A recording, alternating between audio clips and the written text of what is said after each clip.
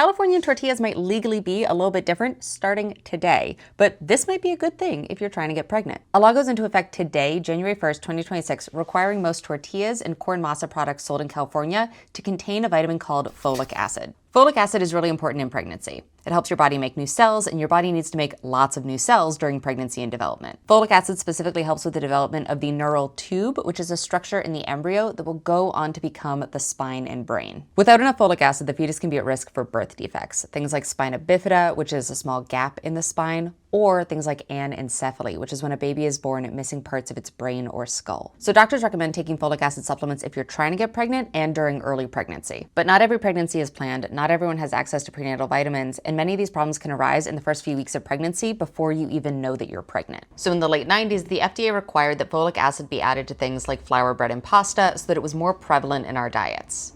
And this was successful. The rate of birth defects declined after the mandate, but it was more successful in some populations than in others. Because wheat flour is really common in some cuisines, but not every cuisine. Corn masa, not flour, is much more common in Latino staple foods. So people eating those foods weren't getting as much of this new folic acid influx in their diets. Now, California has a big Hispanic and Latino population, and state data showed that only about 28% of Hispanic women were taking folic acid supplements before they got pregnant, versus about 46% of white women. So in general, they were getting less folic acid from their diets, they were getting less folic acid from supplementation, and they were at a greater risk for having babies with neural tube defects. So now California has mandated that folic acid be added to things like tortillas and corn masa too. Though when I went to check at the store last week, most of them already had it. Granted, it was only a few days before the new mandate, but places like Mission say that they've been adding it since about 2016, since it was allowed. So my very much not that kind of doctor takeaway is that eating tacos during pregnancy might now be even more of a good thing.